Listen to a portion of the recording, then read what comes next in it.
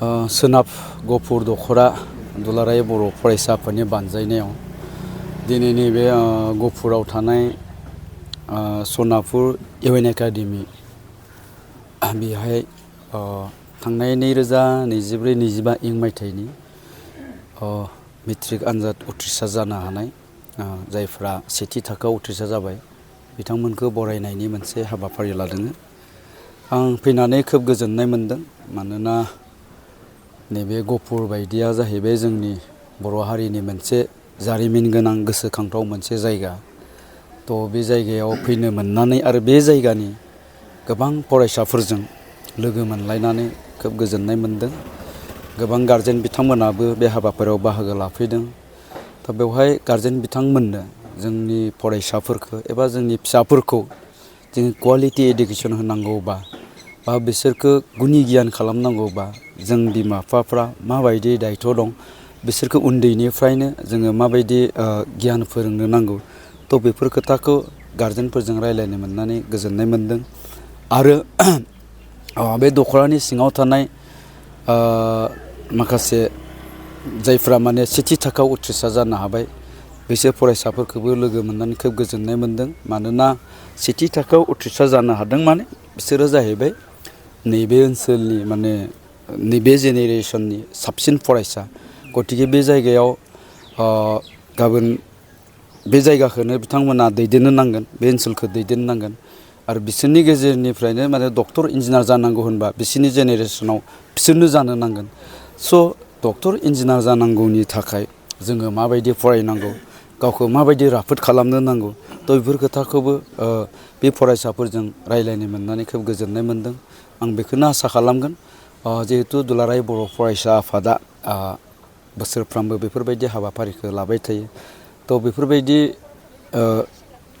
बोसोरफ्रोमबो नैबे बरायनाय हाबाफारियावल' गारजेनफोरखौ लेंहराबालासिनो गुबुन गुबुन समावबो जुदि जों गारजेनफोरखौ लेंहरनानै जोंनि गथ'फोरनि सोमोन्दै, गथ'फोरखौ माबायदि जोथोन लानांगौ बेफोरनि सोमोन्दै बुंबाय थायोब्ला बिथांमोना थारमाने अल टाइम माने मटिभेट जानानै माने थानायनि मोनसे खाबुखौ मोनो। बेखायनो गुबुन गुबुन समावबो जुदि बिथांमोना बे हाबाफारिखौ लायोबा निस्सय सम मोनोब्ला फैबावगोन। फरायसाफोरखौ साक्सेस जानो थाखाय गारजेनाव माबायदि बिबान दं होननानै सानो सारा? फरायसाफोरखौ साक्सेस खालामनांगौनि थाखाय गिबियावनो बिमा बिफायाथ' दायथ' थाग्रोखानांगोनानो। जिहेतु गथ'आ 24 घन्टानि गेजेरावहाय बांसिन समानो जिहेतु बिमा बिफाजों न'खरावसो थायो।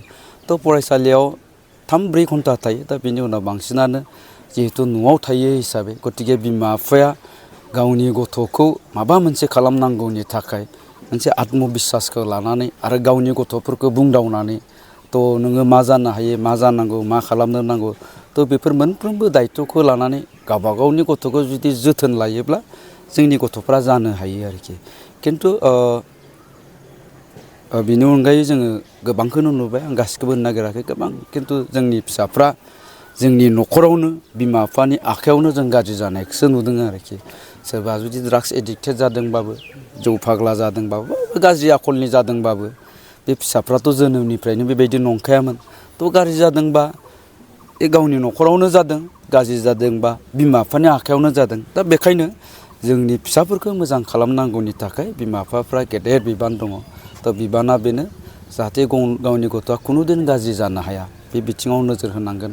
आरो गावनि गथ'खौ माने जिउआव सासे जाफुंसार मानसि खालामनांगौनि थाखाय, साक्सेसफुल सासे माने मानसि दानानै होनांगौनि थाखाय जोंनि फिसाफ्रा क्वालिटि इडुकेसनखौ मोनथारनांगोन। क्वालिटि इडुकेसनखौ मोननो गोनांबाथाय बिमा बिफानि दायथ'आ बेनो दे फिसाफ्रा माबायदि फरायनांगौ, फिसाफ्रा माबायदि फरायो, स्कुलाव मा खालामहैयो मा खालामहैया, बेफोरखौ जों नोजोर होनांगोन। गावनि स्ट्रिमखौ सेलेक्ट खालामनायाव गथ'फ्रा गोबां गोनो गोथो जायो। मेट्रिक पास जाखांनाय बिथांमोनखौ मा बुंनो सानो सार? बेथ' स्ट्रिमनि बेलायावहाय दा बेनो फरायसाया गोनो गोथो जानायनि खार'नानो बेनो, जिहेथु जोंनि गोबां बर' गथ'फ्रा माने मोनसे गाव मा जानो नागिरो बेनि जेबो थांखि थाया। थांखि थायाबानो जोंहा गोनो गोथो जायो। नों डक्टर इन्जिनियार जानोबा साइन्स फरायनांगोन, नङा होमबा?